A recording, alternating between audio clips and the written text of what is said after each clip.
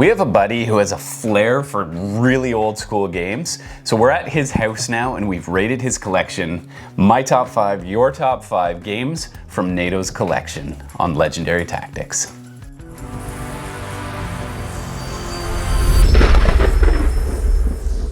So this was an interesting walkthrough, and he's got shelves. It was a lot of fun, but there are some ground rules for this video. Yes. So in order to choose a game from NATO'S collection, it can't be one that we own. Correct. It has to be one that only NATO owns. Right. So this was a little tricky because he's got games going back to like the 70s, 60s, like super old, old games. Yeah.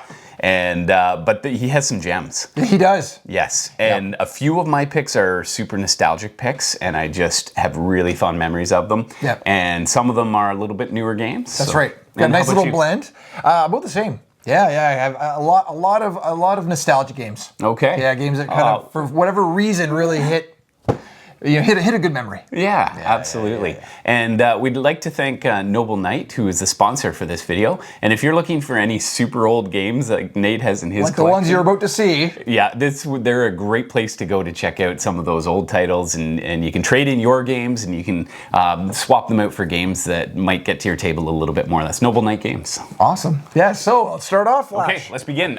Start with mine? Sure. Yeah, now this is one. Oh, nice. That I have some fond memories of playing. If I had to sit down and play this game right now, I wouldn't be able to do it. Status Pro Baseball. I know I counted on Nate a lot to teach me this game, but and you know what? We are in the baseball playoff season right now, so this is so apropos. It Flash. really is. Yep. So and our beloved Blue Jays are doing well so far. That's right. Playing against the Yankees. Yes, we'll have to see how things shake out. That's awesome. So I just remember it was a lot of fun choosing the different players. Tom Speaking Henke, of the Blue Jays, there's a Tom David Henke. Cone, David Wells. Oh, Wells. He became a Yankee. Joe Carter. Touch 'em all, Joe. Touch 'em all, Joe. Yeah, to win the World Series. Cal Ripken. Oh, classic. Nice. Julio Machado. This is the 1991 edition. That's right. These are all the players from 1991 kind of melded into this game. So we got all the different teams. Bo Bichette has, I think, near the top of the league for hits, and here's Dante Bichette. Dante. Yes, father, Dennis Eckersley. Remember that sidearm flamethrower? Oh, yes, from the Oakland A's. Roger Clemens. This is when he was with Boston. And also was a J. Yes, he was. And I believe also a Yankee, actually. He did a lot of teams. He was. Ken Griffey Jr. Tom Candiotti. Yes. The knuckleballer. So many good ones. John Oler. Great memories here. Will Clark. And I just remember it was a lot of fun because you would really match simple off. mechanic, right? It was. It was just card flipping and you match numbers and then... Yeah, so you put David Wells up against Will Clark and you pull a card, and if it's within the range, then you read from the pitcher's card. Right. And yeah, so that was a really cool game. A lot of fun. Nice to see this one on NATO's shelf. And it's also actually quite fun to go back through his games that he's played and see. I was cheating before our video and actually looked, and there was, I forget where it was, but there was actually the National League versus the American League. He did an all-star game. Oh, yeah. Walkthrough, and it was really neat to see some of those players. A lot we just talked about on that National versus American League all-star game. Lots of fun. So much fun. And some great memories here, Flash. That's our number 10, my number 5 game. Yeah, so moving along to my number 5 pick, our number 9 on the list, Black Forest. Nice, and that's a little newer game. This is a newer game that NATO and I have recently discovered, and it had a really, really neat wheel mechanic in it for resource delivery. It's kind of a resource gathering and you grow your board game, but your own tableau. But it had the really neat twisting wheel. Yes. And as you're gathering resources, the amount you change, it's constantly changing. So you're constantly having to kind of math and think ahead. It's a bit of a thinking game in that way. Lots of fun. Resource gathering. This is a Rosenberg game too. Uwe Rosenberg, and Glass Road is fairly similar to this. Am I? Yes. Right? Yes. Correct. They were similar. That's were where kind this of mechanism like, seems. it came from Glass Road. Yeah, that was the original. Very cool pick. A lot of fun. Black Forest had a lot of fun with this game, and it's one of those I'd play it anytime. That's awesome. Yeah. So good choice for Nate Shelf. Okay. Next up, this is a solo game. Oh, Under Falling Sky. But I've played it multiplayer, and that's just where together we make decisions. What's cool with this? This is feel this box. Oh, that is weighty. There's a lot in there. Check games. Yeah. Yeah. That's right. So this just kind of feels like Space Invaders to me, where the alien ships are descending, and you're trying to get your dice into the right places in order to stop their attack. But there's also a campaign game. So the top half of the box is the main game, the bottom half is the campaign. So it's got like a dual kind of yes, multi-purpose setup there. So it's a solo game, but this is one I could actually see myself pulling off the shelf and just trying to puzzle my way through it. I'm drawing a blank right now, but there's an airplane game a lot like this. You're trying to, where you put the dice in and you're trying to land the airplane, and you need to like put dice in different locations. Sky Team. Sky Team. Right. A little different. Is yeah, it? But yeah, I can see why you might make that comparison. With the dice, I bet. Yeah. I haven't played this one, but it is good. Yeah, I thoroughly enjoyed it. Oh, awesome. Cool. All right, moving along. I'm gonna go a little nostalgia now. Okay. Yeah. We recently, in the last year, I would say, so not too recent, but have dusted off Outdoor Survival. You really have. Look at this. NATO showed us this one, and I had a lot of fun with it. It's a totally silly game. It's so ridiculous. And you're romping through there's different scenarios you can go through. It's Avalon, I believe it is Avalon Hill. And the old bookshelf games. The old bookshelf game. Very cool how you slide it out there. And Nate is just so excited to play this game with us. When he played this one here, and I mean the map is very typical of that whole genre. The hex encounter, kind of the hex style. And this was a game that people used for role-playing Dungeons and Dragons. Yes. They actually bought this game to use this map that way. And you know, you'd have to like traverse different locations. You maybe remember playing this one in the studio. That's right. Yeah. Absolutely. And it was just a lot of fun. And it was more the memories that this game invoked that when I saw it on the shelf, I thought, oh, this is one that is kind of fun. Depending. And it's also a bookshelf game, which is kind of neat. Yeah, that's right. So, yeah, that's Outdoor Survival. I just remember this one. Your character just is veering off in the wrong direction for no reason. And you're like, what are you doing? Down a stream, Get back here. That's right. Yeah, why did you just wander into the swamp? That's awesome. All right. Okay, next up for me, this one was really intriguing. Treasure Island. I haven't had a chance to play it since our... I think I've only played it once, maybe twice. But I would definitely play this game again. What was really cool with this one was that one person's hiding the treasure, burying it somewhere on the map, and the other person, it was like you can write on the board, and you've got these the tool. Yes, you're measuring. I do recall this. You get a circle where you can identify. Nato was so excited about this when he showed it to us. I remember him being so giddy. Yeah.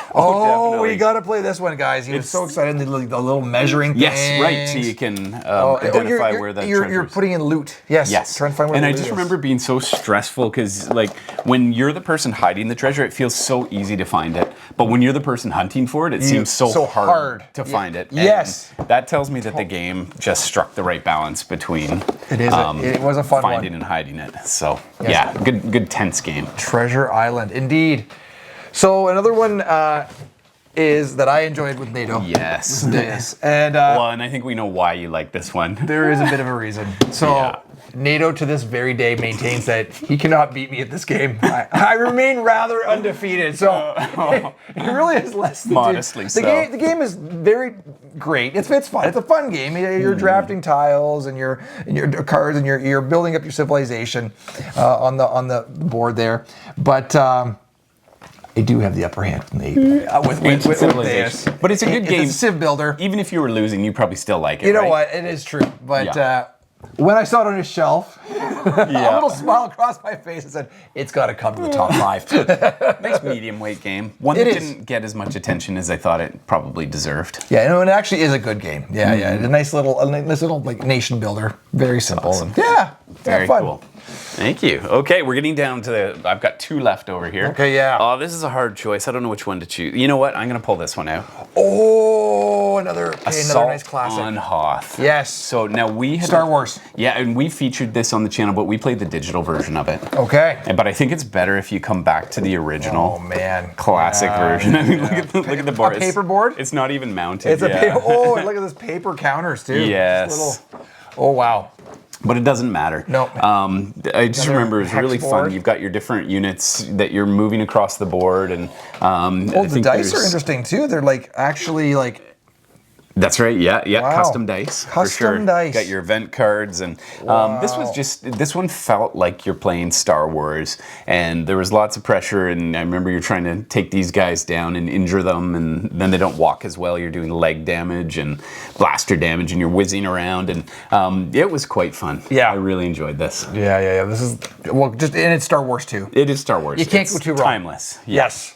Yeah, it would be nice to see sort of an updated version of this game. Yes. Yeah, that is true. And I really, even with the standees, that's fine. That's fine. Yeah. You know what? You get the full Star Wars characters in there. It's good. Oh yeah. All right, I'm going to move along to my second to last pick. This is a good one. Churchill. We've had some great battles with this game. Yes, we have. And it's just, I think that for me, for this one, it's the three of us playing together. Yes, the number 3. There's a lot of games that aren't perfect at 3. Yeah. But for us, because the 3 of us game so much, this one is a bit ideal. quirky, though. Yes. Because for this one here, I absolutely adore the first half of every turn. Yep.